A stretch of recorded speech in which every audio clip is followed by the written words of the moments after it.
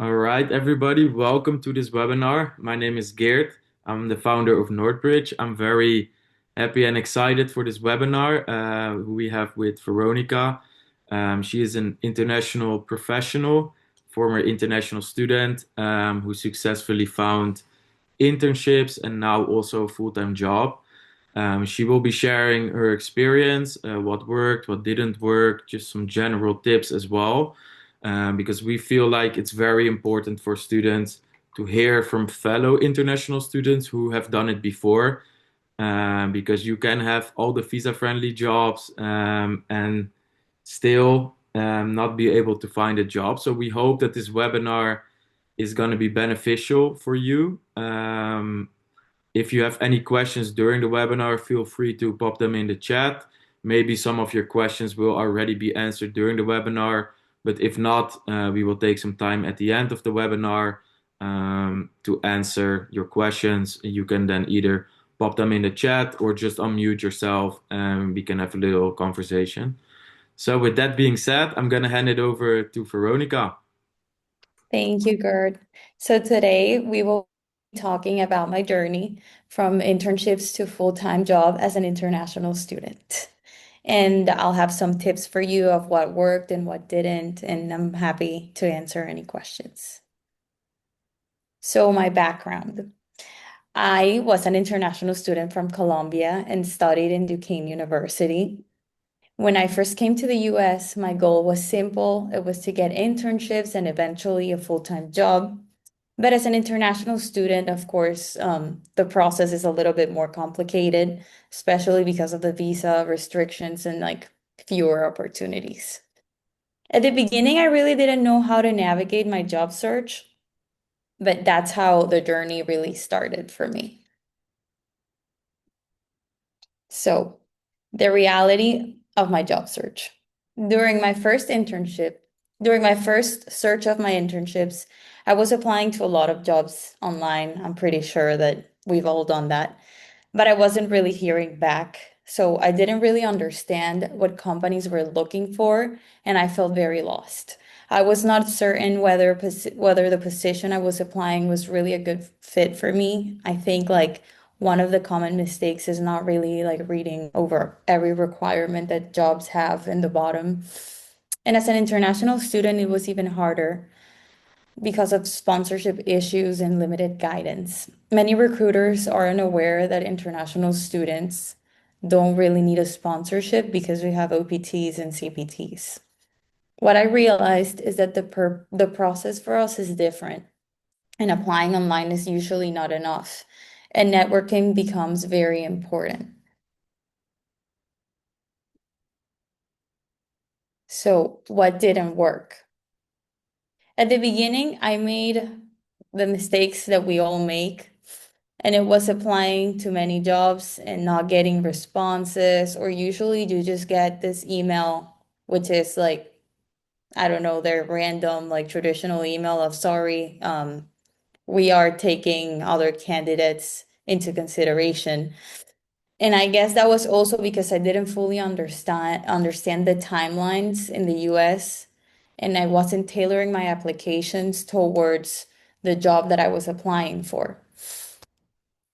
I also was not really communicating with recruiters, which usually they have their emails in like the job description, and usually just applying is not enough for us. So this is when I realized that the problem wasn't just the way I was applying, but like my approach to my job search. So what started working? This is where things really started to change for me. First, I focused in gaining experience. Even if it wasn't a traditional internship, I started with an externship with PwC, which gave me a lot of experience, I would say, because I had nothing in my resume as an international student. I did not work previously in my home country. So that helped me build my resume and my confidence on like how a job is in the US. Second, I started networking and communicating more. I reached out to recruiters directly on LinkedIn, used platforms like Handshake, which was one that my university recommended the most, and attended the career fairs that my university hosted. And I also joined a lot of webinars hosted by companies. One of the tips is that when you register for those webinars, you can often find recruiter names and connect with them after. Just like right now, I'm not a recruiter, but I'm an advisor. And if you joined, you can clearly now know my name and reach me through LinkedIn, and I'm pretty sure that I can set up a meeting. Also, professors are a great resource. They often have a lot of connections in industries that could probably be potentially interesting to you. If, let's say, you're in the business school, I'm pretty sure your professors might know someone in some corporate company and they can give you a referral. So it's very important for you to build a relationship with the people that can really guide you through the process. And finally, I became more strategic. I stopped applying randomly, started following up, and clearly explained my work authorization when talking with recruiters. This combination really opened the doors for me. So it's very important for us as international students to really know how our visa and our OPT and work authorization works so we can explain. My internship journey. So after I changed my strategy and I started seeing better results, as I mentioned before, my first externship was with PwC, and I worked on a real consulting project. Even though it wasn't a traditional internship, it helped me gain experience. Externships are usually shorter, and this was through my semester. It wasn't like a summer internship. While I was in school, I did this externship. I believe it was like 3 or 4 weeks, and it was unpaid, but I did get compensated just because the project that I did for this consulting project we were doing for PwC got like a gift, so it was great. Then I got my first internship with EY as a lounge intern, and this helped me understand how big corporate companies in the US work, and I developed better professional skills. When I got this internship with EY, the reason and how I got it was because I went into EY's online website and I registered for one of their webinars. And in their webinars, they were talking about opportunities for students. And so that's how I got to reach the name of a recruiter that was different to the one in my school. And she actually helped me a lot. And I got this internship in New York. It was amazing. Then they gave me a second offer, and I had a consulting internship here in Pittsburgh with EY, and it was a great milestone for me. And that's when I really started to feel and understand better how work in the US really looked like, client problems, and applying what I learned in school. Each step of my process had a meaning, and it eventually led me to be prepared for a full-time opportunity. So, from internships to a full-time role.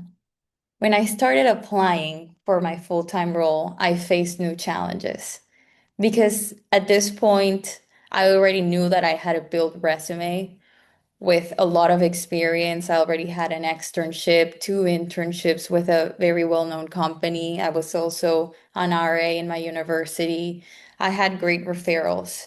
But for some reason, I was facing the fact that again, I was rejected because they were not sponsoring visas. So this is when I really focused on learning and staying persistent about my work authorization and clearly continued to network and apply even more.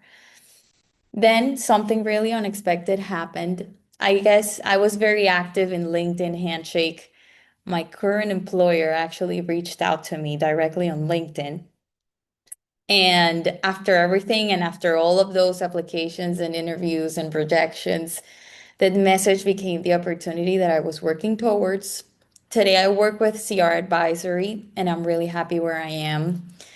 Fortunately, my employer, the day I had my interview, I process. And for him, it was great. He has also been working with me with the different legal aspects of working under an OPT.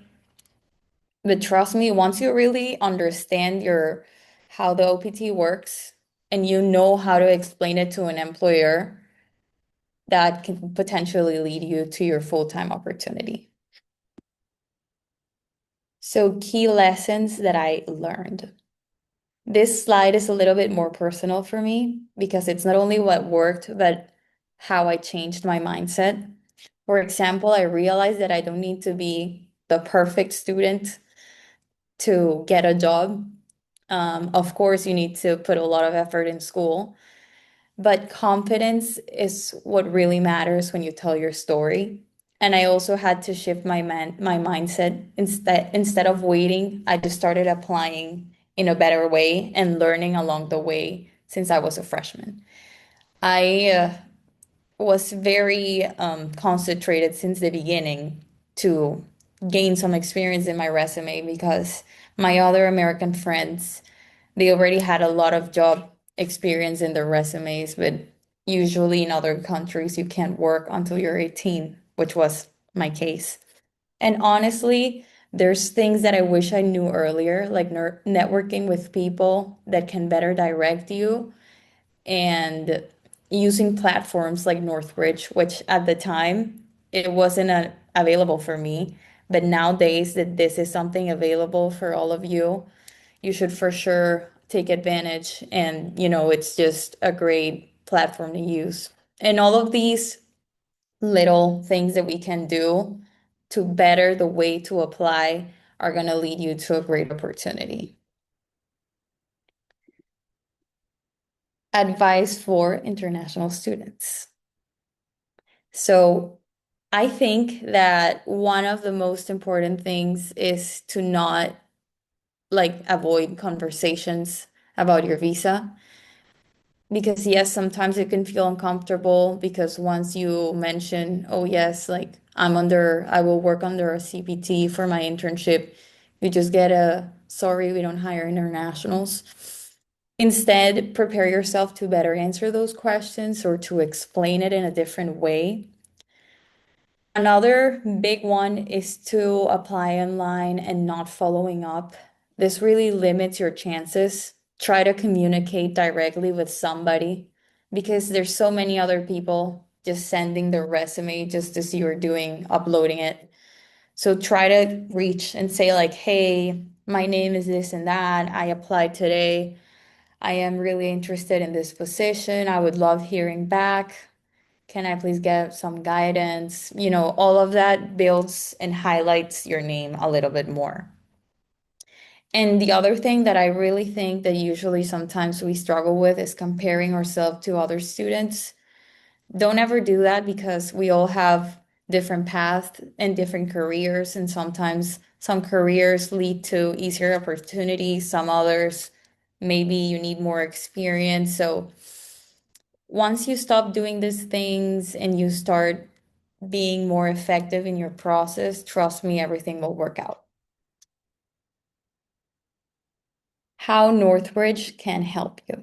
So, one thing that I want to highlight about Northbridge is that, well, as I said before, I didn't have something like this. Back then, I just had to figure it out, which it was more work because I had to research which companies did, like take internationals or even consider us. What helps about Northbridge is that it's already filtering the opportunities for you. And you can find roles where companies are open to OPTs and CPTs. It also gives you clear information about visa related topics, which can be really confusing whenever you're starting. Because let's say, like when I first came from Colombia to the US, I really didn't know a lot of visa things that I had to do. Like, I didn't know that I, as an international student, had to file for taxes or that I needed to have this I-20 document every single time I traveled. So, all of this is something that you can get out of Northbridge, and it gives you deadlines. It's great. You also have the opportunity to schedule meetings with advisors and people who have knowledge in these topics, like me. So instead of wasting your time applying randomly, you can focus on opportunities that really make sense for you, just like the ones Northridge already has in the platforms. Final thoughts. So to end this, I just want to say that your journey doesn't really need to be perfect. There will be challenges, especially for us as internationals, but those challenges only make us stronger.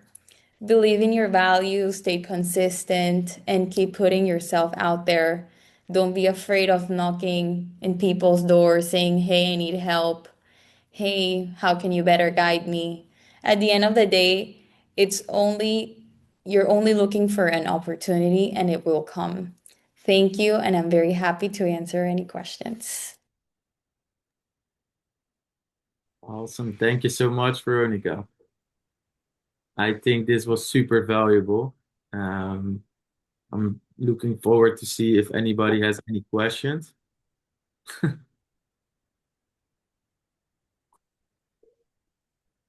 Maybe while some people might be typing some questions, um, like Veronica said, it's so important to talk to people about your job search.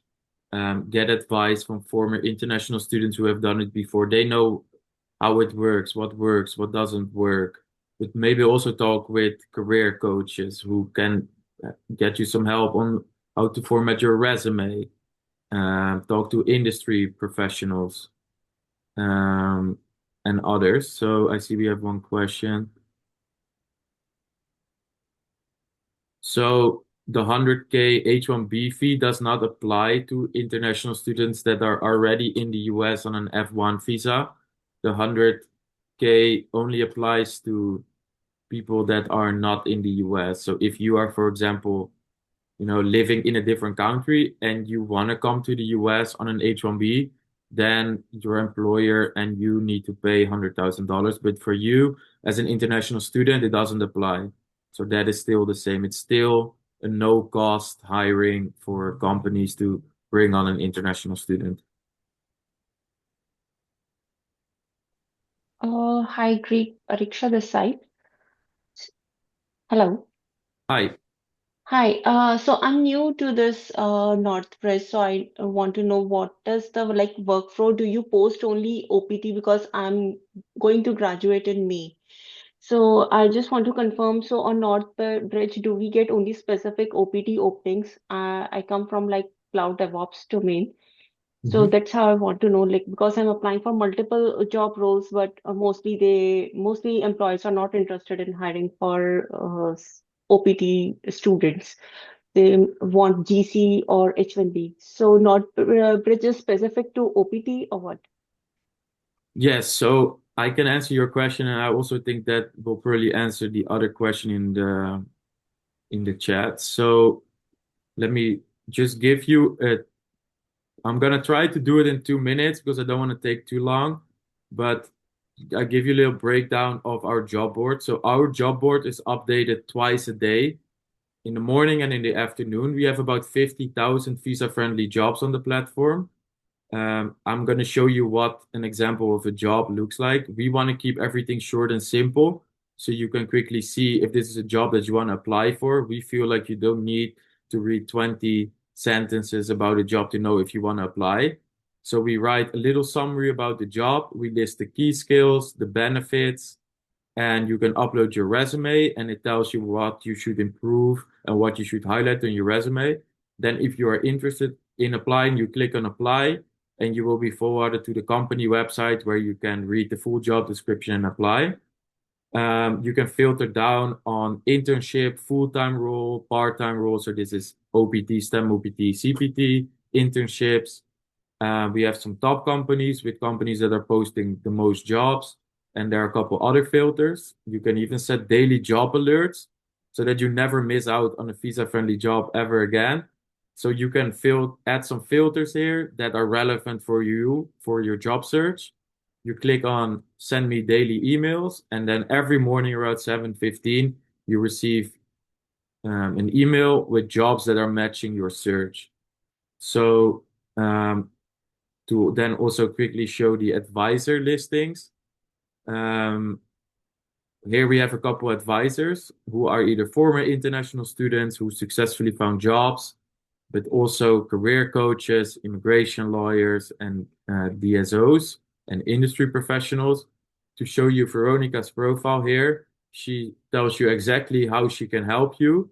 You can connect with her on LinkedIn, you can send her an email, but you can also schedule an appointment with her by clicking on schedule appointment, and you can book in your free meeting.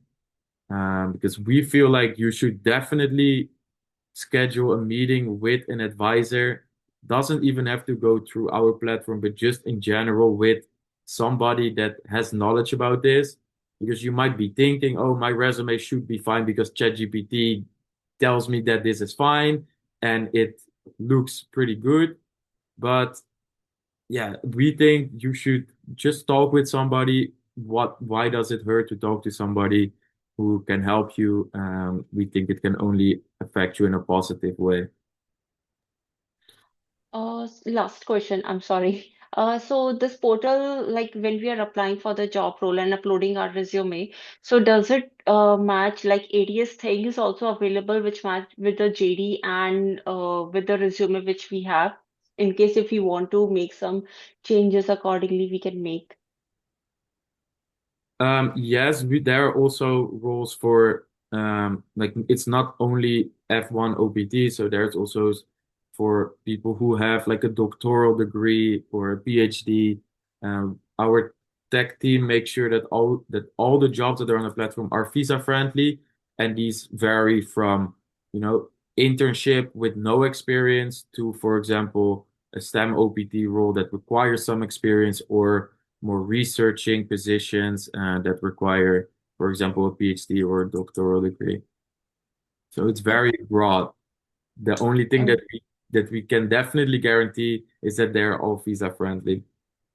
Oh, thanks. Thank you so much. Yes. A subscription currently costs $10 a month. You can cancel at any time, and this gives you access to all the features that I showed you. However, there's also a possibility for a university to partner with Northbridge. If your university is interested in exploring a partnership, we are happy to talk. There's not really a set fee for that. We work with universities to because we know that they have budgets, but some of the benefits include that students can use the platform with no cost if a university partners with us. Um, Veronica, maybe you want to answer the last question in the chat. yes.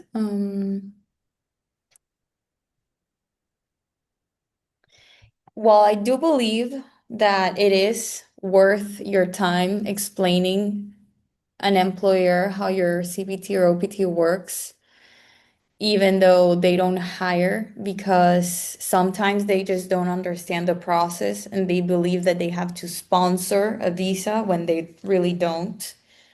Um, so it does. I think I honestly did it, and I am trying to have other employers, like my current employer, be one of those employers who spreads out the word and says like, hey, like if an international student applies and it's you're under an OPT, you can hire them and you don't need to sponsor them. So yes, that's why I mentioned in the presentation, learn how to explain that you don't need a sponsorship. Because maybe, that can open your door to potentially getting hired for an internship. Yes. And what she just explained will also be shown in the guide that we shared with you. There's a free guide that you can download there. It says communicate your work authorization with confidence, because it is so important to fully understand how it works and how to explain, because hiring managers are not immigration experts. If they've never heard about OPT before, it is probably not going to help you to over explain to, for example, say, yes, this is how OPT works, and I can also apply for STEM OPT, but I have to file that by the USCIS and talk to my DSO. Those people have not heard those terms before. So make sure you fully understand how it works. Just try to explain it within like one or two sentences to not scare the employer away. I see, Aki, you have your hand up. You have your hand raised. You can ask Yeah, your. I had one quick question. It was like, I'm an international finance student, so I was wondering how you'd approach like post-graduation, because for non-STEM students, like there's only 1 year of OPT. So I was just wondering, you could give any advice on that? Um, should I answer the question? Or Yes. like, yeah, that is of course tough because a lot of employers are hesitant about that because you only have 1 year. You should what I should recommend to you is that you look up online. I found some articles that say that about 40% of domestic workers in the US quit their job within 1 year. What you can tell always, or what I always recommend to tell an employer is that they should know that you are fully committed, you know? Yes, you may only have 1 year. However, that doesn't mean that the journey stops there. There is a possibility to maybe go back to for a master's degree, which can then also give you another 3 years of STEM OPT. And I think employers should know that you probably only have one chance. So you are going to give your full 100% in a job to kind of to show an employer that you are worthy, that you are a good employee, and that after that there are also other ways for you to stay longer potentially because there are more options than just F1 OPT. Um, we had a webinar about that. You can rewatch those for free on our website if you go to past events, because there are other visas, like an O1 visa, just to name one, um, that give you options to stay longer in the US. I don't know, Veronica, if you have anything to add to that. Yeah, well, I can also say that even though you have 1 year, you still have to, believe and convince the person who's asking. Because if they're asking, is because they're intrigued, like at least if you're hearing something back. Anyway, just as Gert say, you can still continue to say like, yes, I know I have 1 year, but I already have this other plan, so you should like give another further explanation that you're going back for a master's or like you're getting some sort of different type of visa that you're working towards. I think there's multiple ways to go around it. It's all about learning. So once you have an interview and you say your pitch, I would recommend for you to like at least record yourself on what you're gonna say. And if it doesn't work, then maybe try changing the strategy. Maybe the wording or how long it took you to explain something also didn't help convince the person. So it's all about learning how to communicate your situation, right? Yes, and on top of that, it's also very important to know that you still need to kind of show the employer that you are a good employee, you know? A lot of people, or if as an international, you go into the interview sometimes just think, I just need to show that I can work here for X amount of years. But you still need to show that why you are a good employee for that company. So also make sure to not only focus on your visa and maybe also if they don't ask for it, maybe don't even yeah, don't over explain it like I mentioned before. Don't Yeah. scare them away with that. And yeah, think yeah, besides studying like your visa and your work authorization options, definitely study the company, the person you are talking to. See if you maybe have something familiar with that person. But yeah, those are just general job searching questions that apply to everyone, but especially to you as an international student. I see a There's question. some, yes, there's some other questions in the chat. The one regarding accounting field. I would say You should try applying to big companies that, like the Big Four. They usually take a lot of international students. EY usually takes international students, but they often like to first give you an internship and then give you a full-time offer. I would recommend for you to try and apply to the Big Four in accounting.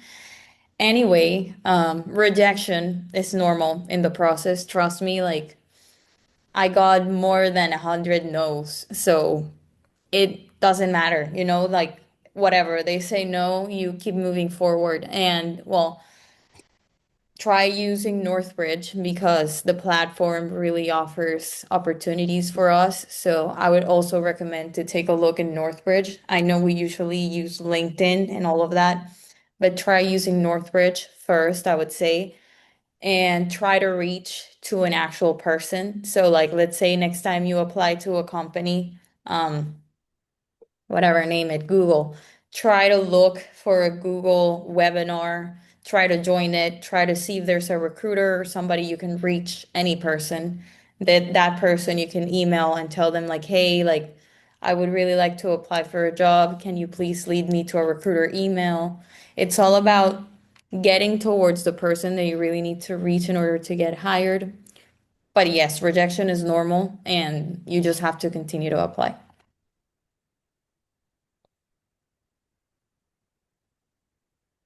Hmm,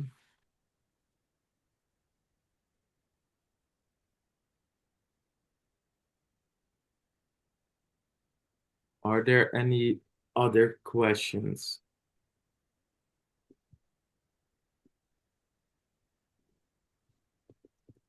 I'm gonna share one more link. I've sent a couple links now. Everything that I share with you, you can find on our website. You can access all the visa guides, all the past events without a paying subscription. This is all free for you to explore. If you want to learn more about Veronica's journey, you can rewatch this webinar, um, but you can also read this article where she kind of breaks down what she talked about today. Make sure to connect with her and with me on LinkedIn. We are always happy to answer questions that you guys have. And if you really want like a conversation, you can book a meeting with Veronica. I will most likely also add my advisor listing because I'm getting some requests as well. So there are a couple other people out there as well who are former international students like us who successfully found jobs in the US, but also other professionals. Um, so yeah, if nobody else has any questions, then I really Hi, want to thank. Oh, there. sorry. Can I ask one last question if you have Yes. time? Yeah. First of all, thank you so much, both the Gert and Veronica for the wonderful talk. I think one of the I think bigger question that we might have is how do you engage in conversation when you're at the end of your STEM OPT or whatever kind of OPT, and now you're trying to transition into H1B, for example. So, do you have that sort of conversation at the beginning of your employment or when you're talking about, potentially being hired, or do you wait until you're already, working and then you start having that conversation with HR? So, if you have any advice or experience to share in any time at all, we'd love to hear that. Thank you so much. Yes. Well, it of course also really depends on your situation. Like I know Veronica's employee, maybe you can talk a little bit more about that, but it's probably different than most other employers. So do you want to share a little bit more about like your experience with your employer? I can then also give some more general advice afterwards. Yes. So in my case, my employer, when I first explained to him my OPT situation and then that I was going to be a STEM OPT and I was going to be able to work for 3 years, he also asked me about, well, and then what are we going to do after? So since the beginning, we've both been very clear about my path. if your employer asks you, like, how is it gonna work, I would say it's better for you to be completely truthful about what your process is going to look like, because if they are already asking and they're interested, they can potentially better guide you. Let's say, like my employer, we went to an immigration lawyer and he has explained us every step. So that was the case for me, but usually it works differently. I know that, for example, in big companies as well, like the big four in accounting, if they know that you are under, in my case, because this is what I experienced, an F1, they start working with you since the beginning with as well and immigration lawyers. So yes, I think the best way is that if they ask you since the beginning, you should be very truthful about how your path looks like. Thank Yeah. you so much for that answer. Can I ask a follow-up question? Do we have Yes. time? Okay. Um, so I think one of the comments that was sent in the chat was about how when you fill out applications online and then they'll ask questions about visa requirements and things like that, I think some people might, the way that they ask the question, sometimes they ask, will you now or in the future need visa sponsorship? And so, yes, we will have our OPT, but that's only limited. And so for technical reasons, do we just say no? Um, I mean, how would you navigate this sort of situation? Thank you. Yeah. Well, I've had this conversation so much with so many people who are either hiring managers, but also students who did it themselves. I did it myself, and I heard from half of the people feeling yes, and other half said no. So I don't know if there is a right answer. I don't think there is a right answer. What I do think is that that's also part of the reason why we wrote the visa guide. So if you go to our OPT guide on our website, there is a document that you can download on the top, which says communicate your work authorization with confidence, because I don't believe that there is a right answer. Like, so many people have different opinions on what to answer in that question. Um, so I don't know, Veronica, if you have anything to add to that. Well, I would say that, yeah, just as you were saying, usually like there's not a certain answer of what you should really say, because maybe sometimes those applications are reviewed by AI and it just immediately rejects when you say, yes, I need a sponsorship. So if it for some reason gives you the option to, instead of saying yes or no, but like filling in a box and explaining, I would suggest that. But I can't really say like don't do it or do it, because that's why I was saying in my presentation, you should try reaching to a person first instead of just an application. Because let's say you first talk with a recruiter and you tell them, like, hey, I am in this school from this background, and then you send your application, they will see it and they will review it. At least it's already taking you into consideration, not just like this application online form. So, so try reaching to a person first, I would say, or try just explaining the situation if it gives you the option in the application. I know that you were probably looking for an answer. You have to fill in yes and you have to fill in no. It depends on who you talk to, you know. Like, some people, like I said, tell you have to fill in yes, others no. I see in the chat a Northbridge advisor advised to say no, you know, but if you talk to the next advisor, they will maybe say yes. So that's why we don't want to say what you have to fill in, because we just hear too many different answers. So hope this helps. Um, all right. Oh, Hello. yeah. By the way, Francis, I wanted to ask, what's the best to just apply online, or first they have more like a coffee chat if there is a job?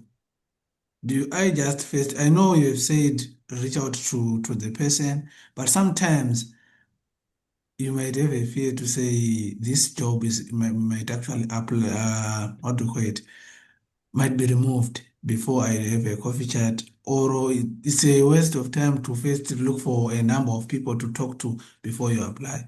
Hmm. Yeah, that's why we both said it's probably the best to try to reach a person. Like Veronica mentioned that a couple times. That will give you your best chances. Um, it depends on what field you are in, but if you are like in a business field or tech field, like engineering, jobs are like filled, like or people are applying so quick, especially at big companies that have thousands of applicants. So, you know, even if you have the perfect resume and experience, there's still such a small chance that you're gonna get an interview. So always try to reach a person who you can talk to either on LinkedIn, try to schedule a phone call with them or a meeting in person. Maybe people in your area are able to connect you with professionals in your field. Talk to people within your university, maybe your professor that you have a good relationship with, or a DSO knows somebody that is willing to just have a 15-minute chat. Most of the people are willing to do a 15-minute chat. Just make sure that you are prepared and know what to ask to make the most out of their time. But always try to reach a person. And if you apply, then still try to find the person, like Veronica said as well.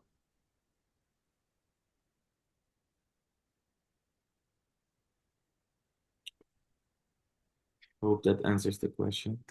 Does anyone else have any other questions?